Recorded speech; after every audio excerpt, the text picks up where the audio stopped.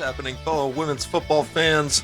Welcome to another episode of the Women's Football / Soccer Podcast. I'm your host, Bryce, and if you're watching this, I greatly appreciate your time, and we got a lot of good stuff to talk about between the FAWSL and the first round of the Champions League, round of 32, if I'm not mistaken. I'm starting to lose track between all the match weeks, what round of each competitions there are going on, when leagues are going to be starting back up again, like the NWSL will be in the next few weeks. So forgive me, some of my remembrances might be off, but enough about that. Ladies and gentlemen, if you like what you're hearing or seeing, feel free to like, comment, subscribe, or however you support your YouTube channels or podcasts, or if you like more content on a consistent basis, we're also on TikTok, Instagram, all of which I'll link down in the description below for your viewing pleasure. But with all that down, let's get into the episode.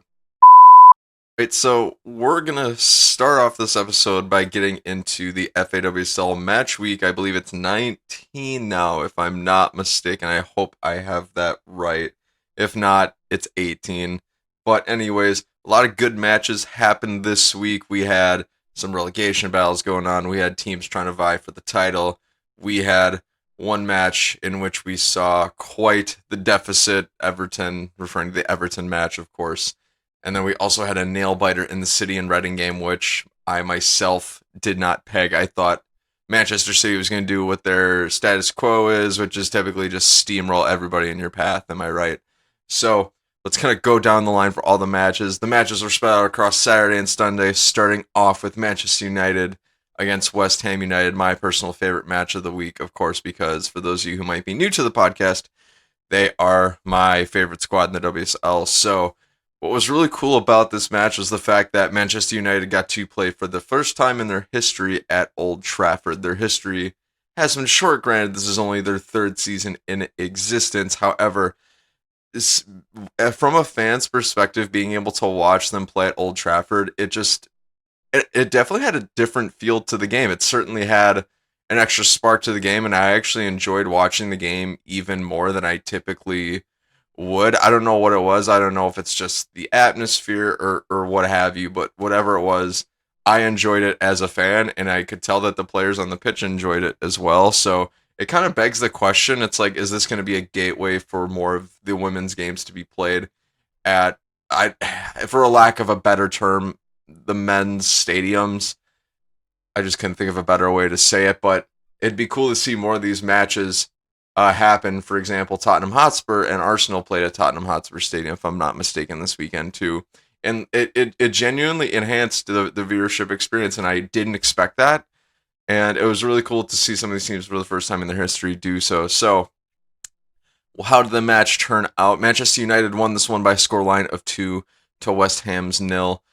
I was pretty impressed by United throughout the game. They started off what I thought to be pretty well. There was a lot of good link-up play. There was a lot of good passing going around. A lot of chances created. On the flip side of the coin, West Ham actually pretty much did the exact same thing in that first half, so the game was pretty neck and neck, which I'm not really too surprised because Manchester United are more of a second half team. I think what they excel in doing is the first half, they go out with their initial game plan. They get a feel for what the opponent's doing, and then Casey Stoney, my favorite manager ever, adjusts at halftime, and then United tend to perform better in the second half. I would be curious to see on the season how many goals United have scored in the second half compared to the first half. I'll have to do some digging on that and let you guys know, but nonetheless, in the first half, it was pretty neck and neck. Like, I'm kind of surprised neither team scored just because there's so many chances. There was one chance that West Ham had, I believe, in the first half in particular, where Mary Earps had a bad giveaway, and they had a pretty decent shot on goal, but she made the save. But neck and neck at the first half. Fast forward over to the second half, and things kicked off pretty quickly for United. Lauren James, for the first time in Manchester United Women's Club history, scored a goal at Old Trafford to start off the scoring. Scored from just outside the edge of the penalty area. I enjoyed seeing it. Actually, no, scratch that.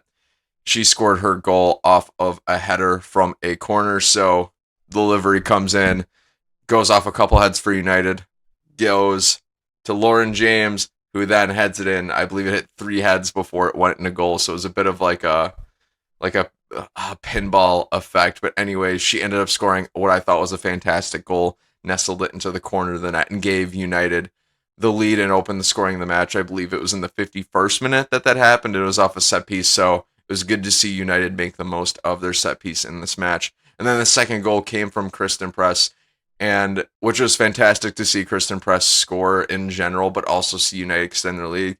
But the one thing that really stood out to me about this goal was Jackie Gronin's pass. Wow, her assist to Kristen on this one I thought was pretty immaculate. She was looking in a place over to her right to kind of fake out the West Ham back line. And then as she's doing that fake out, she kind of feigns a little bit and has like a fake pass and just shovels it over to Kristen Press, who's just sprinting on the back line, who's perfectly timing her run. So I got to give mad props to Jackie Gronin on that because I thought it was incredible. I thought that was the best part of the goal was Jackie Gronin's assist. So if you guys haven't watched highlights of the game, highly recommend it. What are the implications of this match for both sides? Well, first, every match for both of these sides is a must-win, so I thought this was pretty interesting overall. I guess you could make the case that West Ham, it's a little bit less urgent for them because if they can get a point, well, then it certainly helps against the relegation case because Aston Villa haven't exactly been winning games either, so that's kind of how that cookie crumbles. But for United, I thought they were the better team of the match. I thought they played well, and I thought that they deserved to walk away with all 3 points, so good on them for that. And the pressure is even higher because they're playing at Old Trafford for the first time, so obviously when you're doing that, you want to win at home, right? And fun fact for those of you who may not know this, but now with Lauren James scoring that goal at Old Trafford, she is the first player for Manchester United. Hang on, let me think of a good way to rephrase this. In WSL play, Lauren James was the first person to ever score for United. In championship play, Lauren James was the first player to ever score for United. In FA Cup play for Manchester United, Lauren James was the first player to score for United. And now the same is the case at Old Trafford. So she has made history in every single competition, I believe, except for the Conti Cup for Manchester United. So a little bit of a fun fact there for those of you who are United fans. But anyways, that does it for only just the first match of match week 18. What about the second, which was Tottenham Hotspur and Arsenal? Arsenal walked away victorious in this one by a scoreline of 3-0. So Tottenham, unfortunately, did not get to excel at home, and it makes a ton of sense to me because I thought Arsenal was the better side going into this match. Arsenal, I believe, is on a 4 or 5 game win streak, if I'm not mistaken, and they've been playing super, super well, and they're coming off really hot and really holding their heads high against United from the previous week. So no surprises there. Who all scored for Arsenal? Let me double check here. So Caitlin Ford scored in the 26th minute. Vivian Miedema scored in the 35th minute. And Katie McCabe scored in the 61st minute. So it looked like Arsenal performed pretty consistently throughout the match and did well. Caitlin Ford was probably walking on eggshells a little bit more because she got a yellow early on in the 30th. And this was a really weird match because there are 2 yellows given inside the first half hour, the second of which came from McManus of Tottenham in the 22nd minute. So this match, like I said, for Tottenham, the stakes weren't really all that high besides they were playing at Tottenham Hotspur Stadium and they're technically the home team. But for Arsenal, since they're kind of in a race with Manchester United to get that third Champions League spot, if they drop any points at all, it starts to bring into question that third Champions League spot. So to me, this was a must-win match for them, and they came out and they did exactly that while staying on form. Plus, the one thing I really liked about this match is it was really cool to see Vivian Miedema hold her top spot for the Golden Boot race. I am a little selfish in that because I have been pegging Vivian Miedema to win it for the 3rd year in a row in the WSL.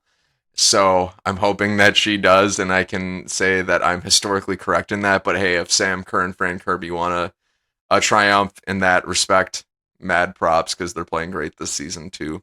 So not really a ton of surprises in this one. Tottenham haven't been playing well. Arsenal have been, so Arsenal end up taking this match home for the win and get all 3 points. That brings us to the last match of Saturday, which turned out to be a lot closer than what any of us probably predicted. Manchester City and Reading. Manchester City won this one by a scoreline of 1-0. 0, and they didn't win the match up until the 87th minute when Lauren Hemp had a beauty of a run on the left-hand side, weaving in and out of traffic inside the penalty area, and then she dishes it off to Chloe Kelly, who finishes in the 87th minute. I was really, really surprised because for me in this match, again, this was a must-win game for a top four side. Manchester City, every single point matters between now and the end of the season if they want to win the title against Chelsea. So if they even drew in this game, it would make their match against Chelsea in a couple weeks all that more important. So this was a really big win for them, and a win in which I thought they were going to stomp Reading. But then again, I don't think I should be as surprised as I am because Reading have shown to perform decently as of late against top four teams. They beat United not too long ago. They had a pretty good showing at Arsenal. I believe they beat Arsenal not too long ago. And now they've given City a run for their money. So Reading are starting to show us as fans a little something to their play, which is admirable. However, I thought City would be so by far and talented that they would steamroll, like I said, like they have been for the last 12 matches against Reading. And I would say that for this match, City probably had a lot of chances that they just could not convert. For some reason, it's just like every chance that they had when they're directly in front of goal. Keeper makes a save, shots high, shots wide, not making the most of their opportunities. Which, good on Reading for being able to keep a clean sheet in that much of the game for that long. But at the end of the day, it's like, I think City probably could have won this match 4 or 5-0. It's just they couldn't make the most of their chances, which for how good this team has been for the last forever, it seems like, it's a bit surprising. And they've been performing kind of shaky in that respect, or as shaky as a Manchester City team can get. And it begs the question, it's like, is their form slipping just a little bit? Because you don't want to be on a downspout in the weeks leading up to probably the biggest match of the season, which is going to decide the title in the match against Chelsea. So I'm going to be really interested to see what City do for the next few matches going forward, because if they perform shaky, it's going to make that Chelsea City game really, really interesting, or at least even more interesting than I already think it will be. So food for thought, that's something to keep in mind, but I think the better of the teams got the win in Manchester City, and now they continue their really, really long win streak. So good on them and Gareth Taylor for that. Now let's move into some Sunday matches. The second most surprising result of the match week 18 came in the Everton and Brighton game. Everton won this one by a scoreline of 5 to Brighton's 0. I was really surprised at this result for a few reasons. One, I know Everton have been on form recently. They've been winning a few games. However, I didn't think they were on this level of form where they score 5 goals and keep a clean sheet. Who all scored for Everton? Christensen scored a penalty in the 24th minute. Rasso scored in the 25th minute. Rasso scored again in the 48th minute. McGill scored in the 64th minute. And then Rasso got her hat trick and finished it off in the 79th minute. So it was all Everton all game long, consistently from what it seems like.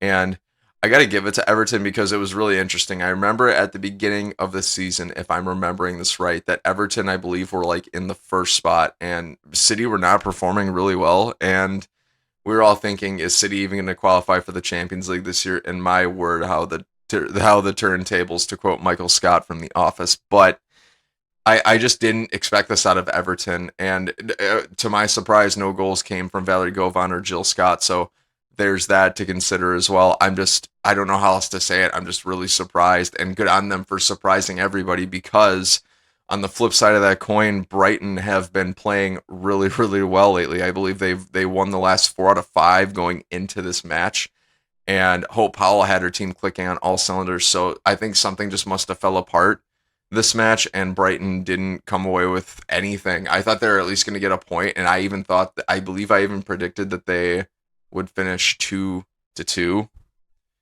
And in my prediction of 2-2, I was completely wrong, because 5-0, that's very, very different, right? So I don't think that this match really mattered a ton overall. This is a mid-table clash. The only implication I can think of for Brighton is, and at this point, it's far-fetched. I was going to say maybe relegation, But Brighton, I believe, have 21 points, and West Ham and Aston Villa each have 9. And there's not much season left. So I think this is probably the most uninteresting match in terms of results of the weekend, or in terms of implications. But in terms of the results, it was just really surprising to me as a fan. So more food for thought for you guys. But good on Rasso for getting that hat trick. That's always excellent to see. Then moving on to the second to last match of the weekend. So we had Chelsea taking on Aston Villa. I just finished watching all the games. So Chelsea won this one by a scoreline of 2 to Aston Villa's 0. Sam Kerr had a brace. She started off in the 24th minute, which came off the foot of Fran Kirby. And I know what you're thinking. A Fran Kirby and Sam Kerr link up again. I know it's absolutely legendary. And I absolutely, just from a footballing perspective, absolutely love to see it. As a United fan, it sucks to see all these teams have such good link up, but what are you going to do? As a football admirer, you just kind of got to sit back and appreciate it. So the first goal came off of the foot of Fran Kirby, lobbing it to Sam Kerr, who then headed it far post, off and in. So it was a really good goal. It was a classic Sam Kerr's masterclass header. I loved it, and I loved watching the game in general.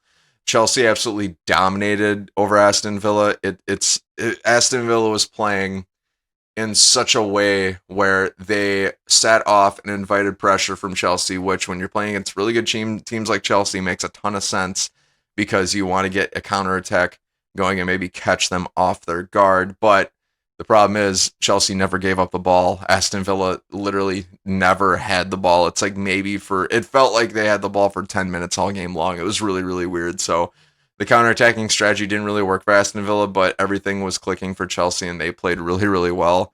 Like I said, it was really rare to not see the ball at the foot of a Chelsea player, so that was kind of interesting seeing the match go on like that.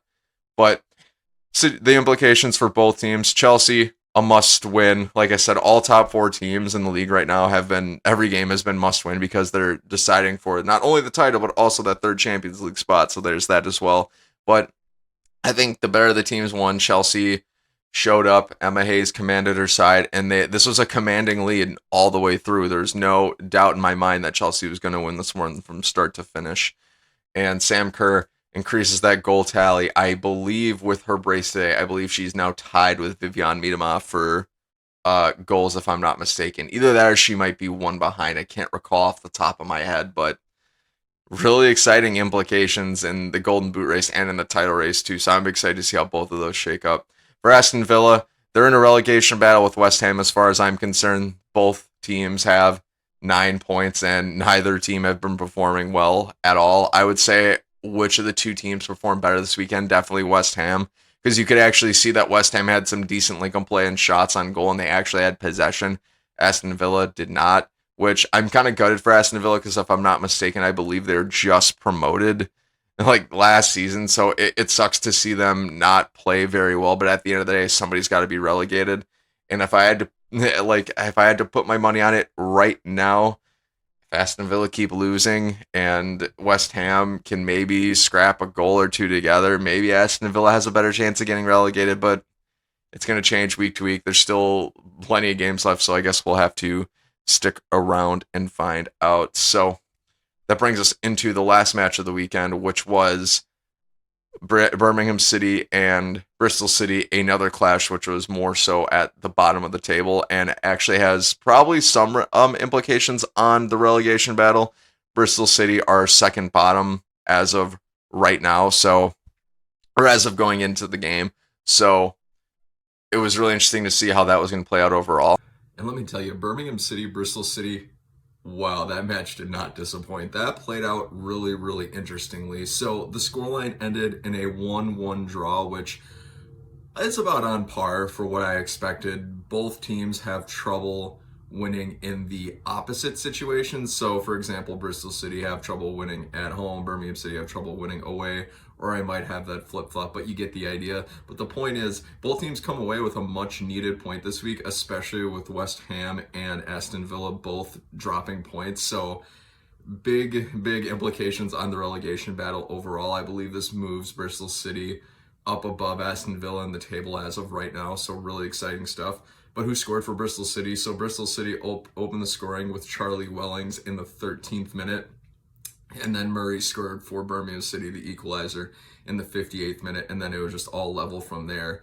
This match was, to me, really, really interesting because, like I said, first the relegation battle implications, but also you could tell both teams really, really, really wanted to win this game badly throughout the match. I mean, not that I want to encourage play that would hurt others, but there were 5 yellows given out in this match. 5. These teams were at each other's throats pretty much the entire game. The first yellow was given out in the 23rd minute, and there was a yellow given out all the way in the 85th minute. So like throughout the game, everybody was testy. There was a lot of pushing, a lot of shoving. It got to the point where I was kind of like, the referee should. I'm surprised. I don't know how nobody got sent off. There was one particular tackle. I forgot who made it in the second half, but she went in, studs up, legs extended, and hopped into it. And the tackle wasn't successful. Thank goodness, because it probably would have seriously crunched the ankle of the player she was going at. But I'm like, if I'm an official and I see that, that's a red card. Like, that is a clear red card. Like, full intent, studs up, follow through, getting a running start. I was kind of blown away by it. But I was like, wow, both teams, it just showed you how into the match both these teams were. And it was nice to see the energy, but it was poor to see that in all the fouls, because it was getting kind of ridiculous at some point. I kind of felt bad for the officiating crew, because it's like, you got the impression that they almost lost control of the match to a certain point, but that's neither here nor there. The point is, both teams came away with a much needed point in a match where relegation implications are on the line. So did either team really outperform the other? No, I thought this result was pretty appropriate for the scoreline that we got from it. No team really shined. There weren't really a ton of chances.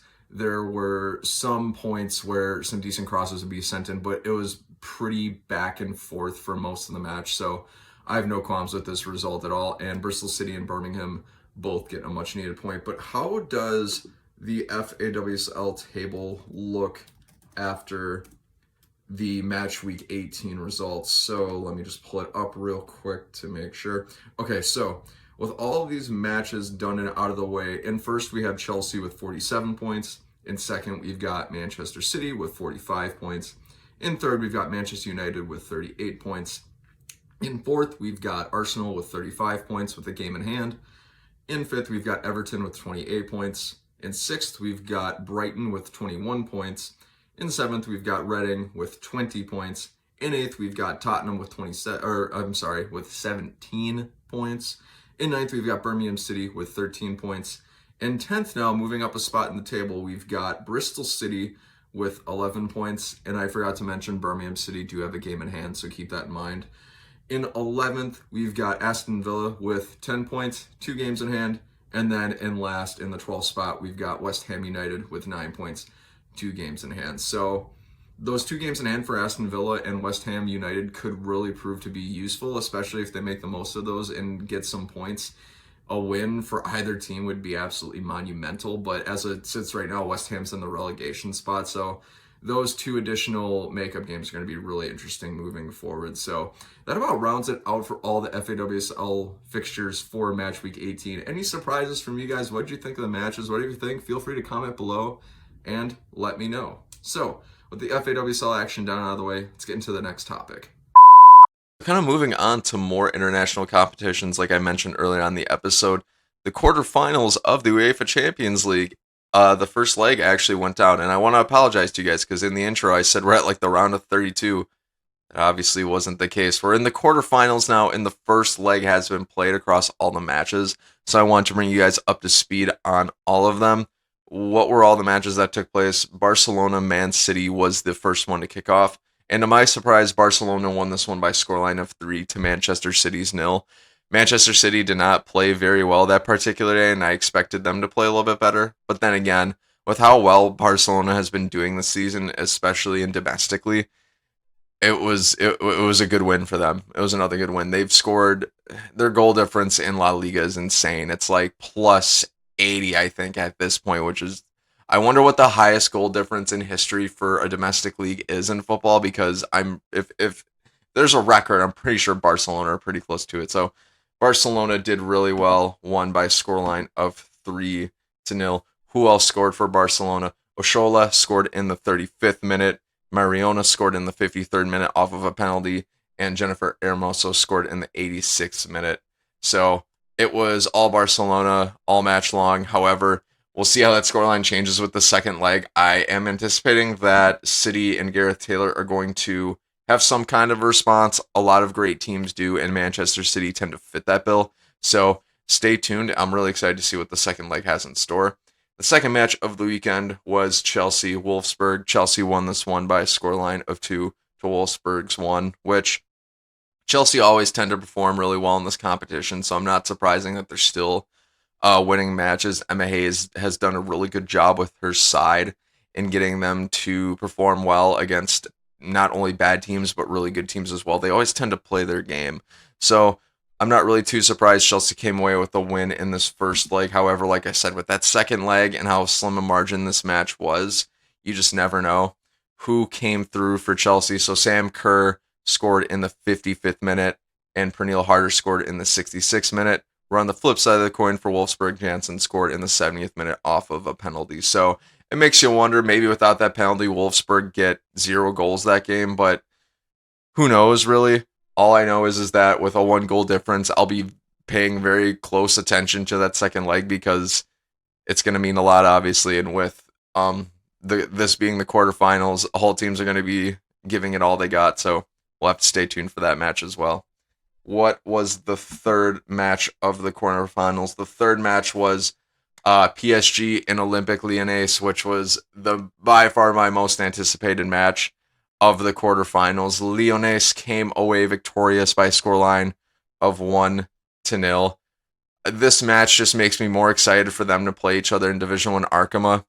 I'm really bummed that match got delayed due to COVID, but hey, we're living in a pandemic world, so it makes sense, right? But this was a really nice preview, and it makes me even more excited for the second leg for when that match goes down. And this is just a clash of titans, right? Two teams that are at the top of Division 1 Arkema, and they go at it with each other, and it was a good match. It was a low scoring affair, which is a little surprising, but at the end of the day, it's good football. Who scored for Lyonnais?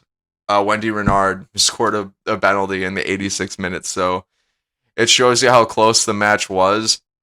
I'm anticipating there will be some fireworks in the second leg, and it'll probably be a little bit more of a high-scoring affair.